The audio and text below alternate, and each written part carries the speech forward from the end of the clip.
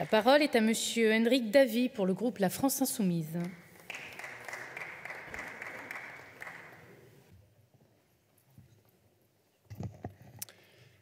Madame la Présidente, chers collègues, renforcer l'apprentissage en facilitant la mobilité, tel est l'objet de la présente proposition de loi.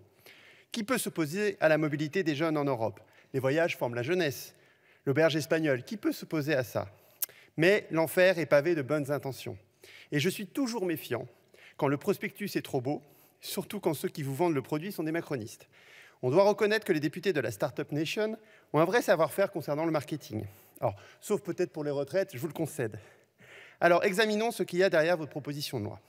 Pour comprendre une politique, il faut prendre un peu de hauteur et commencer par en faire la généalogie et regarder l'ensemble de la logique qui la sous-tend. Pour comprendre le rôle que vous attribuez à l'apprentissage, il est d'abord nécessaire d'examiner votre politique concernant l'enseignement professionnel dans sa globalité.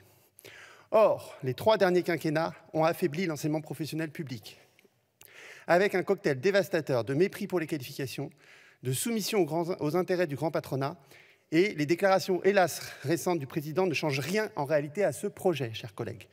Entre 2010 et 2022, les lycées professionnels ont vu leurs effectifs baisser de 78 000 élèves, tandis que sur la même période, la voie générale et technologique en gagnait 200 000. Ça, c'est des chiffres. Par ailleurs, les personnels de l'enseignement professionnel se mobilisent car ils sont les laissés pour compte d'un service public lui aussi asphyxié. Alors, pourquoi en réalité le service public d'enseignement professionnel est démantelé? Le premier objectif simple est de faire place au privé et laisser les plus riches faire des profits sur l'enseignement professionnel. C'est notamment vrai sur l'enseignement professionnel agricole. Mais ça, c'est le même projet que pour la santé. Le second objectif est de fournir une manœuvre corvéable à merci avec l'apprentissage. Le troisième objectif est de remplacer les qualifications du système scolaire par des compétences requises, soi-disant par l'entreprise, avec au passage une individualisation des parcours. Ajoutons quelques éléments de contexte. Avec la loi Pénicaud, chaque branche professionnelle et chaque entreprise ont la main sur la formation professionnelle et agricole.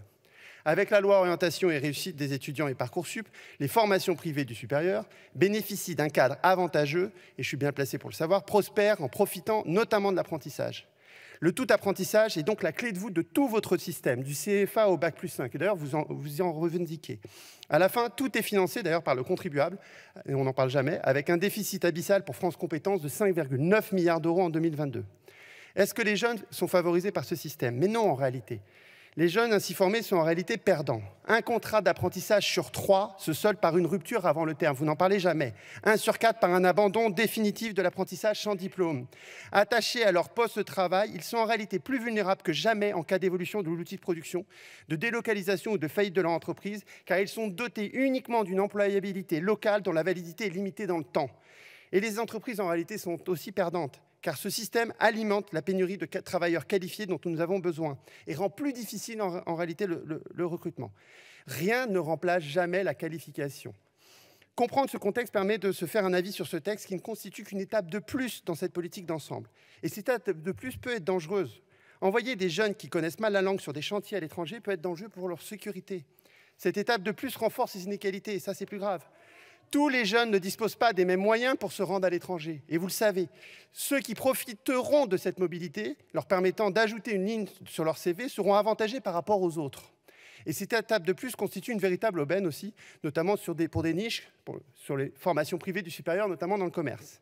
Enfin et surtout, c'est ça qui, moi, m'intéresse le plus. Cette mobilité doit être souhaitée et non contrainte. Or, dans la relation extrêmement inégale entre travail, apprenti et employeur, rien n'indique que la mobilité ne soit pas contrainte. Travaillant dans la recherche, j'ai connu trop de chercheurs contraints d'aller travailler à l'étranger, sacrifiant couple et famille, car la mobilité est un sésame pour un poste. Ne généralisons pas, chers collègues, cette injonction dogmatique à la mobilité.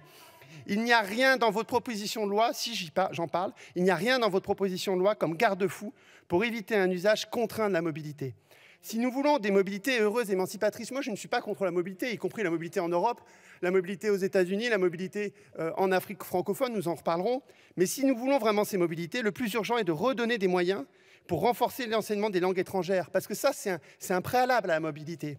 Octroyer une allocation d'autonomie, parce qu'évidemment, il faut des moyens pour en faire la mobilité, et de vraies bourses pour accompagner les projets de mobilité. Oui, pourquoi pas des vraies bourses pour accompagner les projets de mobilité? Nous y sommes favorables. Si nous voulons renforcer l'enseignement professionnel, redonnons des moyens au CFA, aux lycées professionnels et aux formations professionnalisantes dans le supérieur. comme les BTS ou les BUT qui malheureusement sont sous-dotés.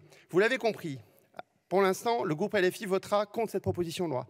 Et d'ailleurs, j'aurais bien aimé pouvoir discuter de tout ça. Quel dommage, Madame la Ministre, que vous ayez annulé votre visite à Marseille. Vous auriez pu en discuter avec tous les personnels et les organisations syndicales. Je vous remercie.